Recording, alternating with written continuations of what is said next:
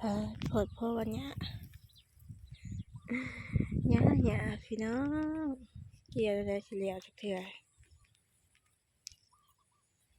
เนี่ยเห็นแต่ห่วงพัจิปะพันยังแนมเห็นห่วงอยู่ค่อยเกี่ยวไปเนาะเพราะว่ามันเนี่ยลาย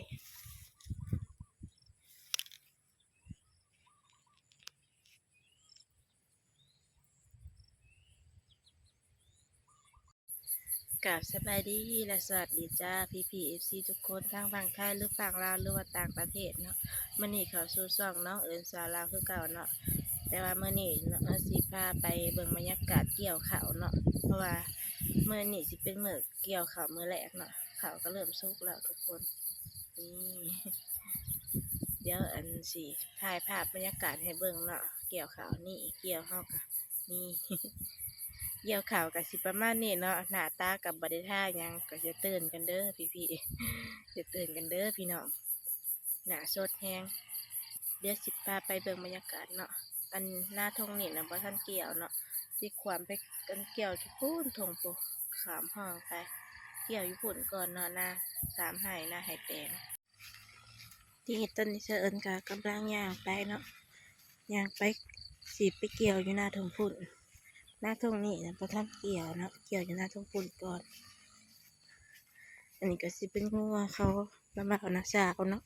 เพิ่นมาผูกไว้ทางหน้าเสือนี่ความห้องไปนี่ก็หอดแล้ว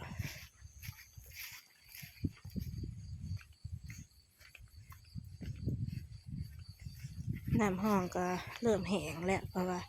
ยามนี่นะฝนบ่ตกแห้งเนาะฝนก็ตกยิบก็เกี่ยวข่าวเสือก็ได้น้ำเพิ่งเริ่มบกแล้วน้ำห้อง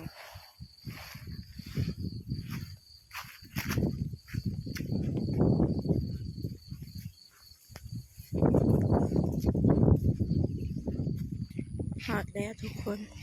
เกี่ยวน้ำตัดน้ำเนาะบอกว่าถ้าเกี่ยวเอาแต่บ่อมันหญ้าลายกับอีแม่เพิ่นให้เกี่ยวเอาเนาะกับหมองล่มบอกตัดบ่ได้หมองมันขี้ลายกับเกี่ยวเอานี่คือแนวนี้ที่ได้เกี่ยวเอาเด้เพราะว่าหญ้าและอีแม่ก็บ่ให้ตัดอันนี้มันจะเกี่ยวแต่ว่านนี่เนาะเกี่ยวว่านนี่ตัดว่านนี่เมื่อวานเนี่ยบ่ได้ถ่ายพี่น้องเบิ่งก็เลยว่ามื้อนี้เราก็เกี่ยวมื้อแรกแต่ละเกี่ยวแต่ว่านนี่เพิ่นมองนี่นะหญ้าหลายและอีแม่เพิ่นก็ให้เกี่ยวเอาเนาะบ่ได้ตัดโพดเนี่ยเดี๋ยวสิไปเกี่ยวข้าวกันเด้อทุกคน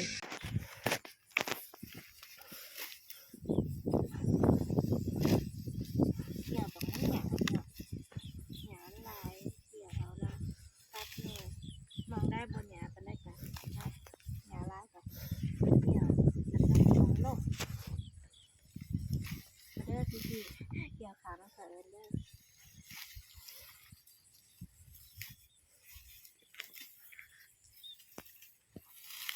ต้นหญ้าลายแล้วก็เลือกงามหินเพิ่น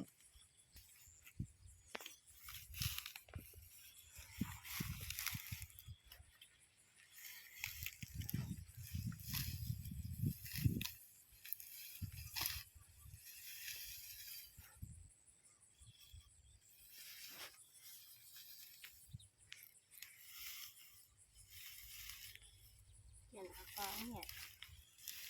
ทำอย่างนั้น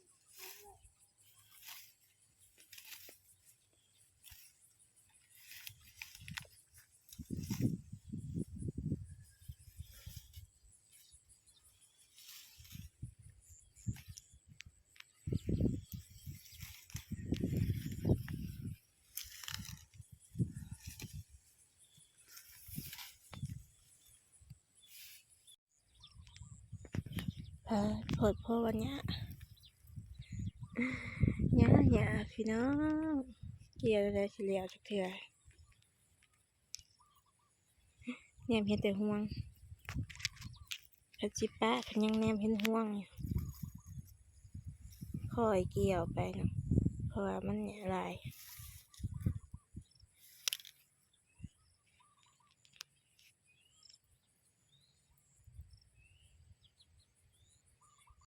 แล้วยังกินกดไข่ไข่ยัง ไข่ปุ้ง ไข่ปรุงโอ้ผู้ใดเวียกกินก่อนหมู่บ่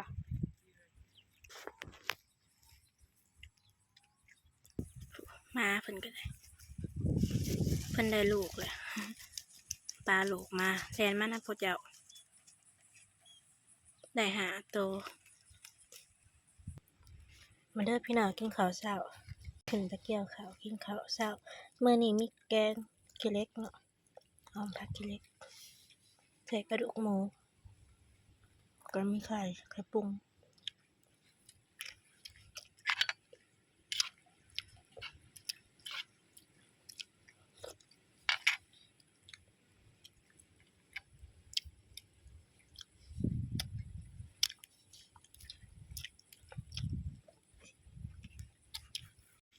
หลังจากกินข้าวแล้วก็ลงมาเกี่ยวอีกนะให้นี่เป็นให้สุดท้ายสองให้ทั้งเทิงนะแล้วนะหน้าสามให้หน้าให้แปลง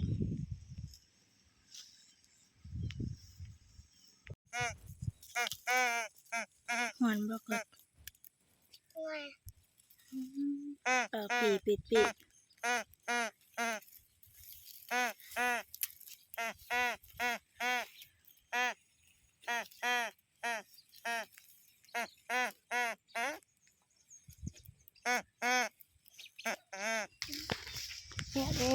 วให้ที่สามแล้วบัดเดะ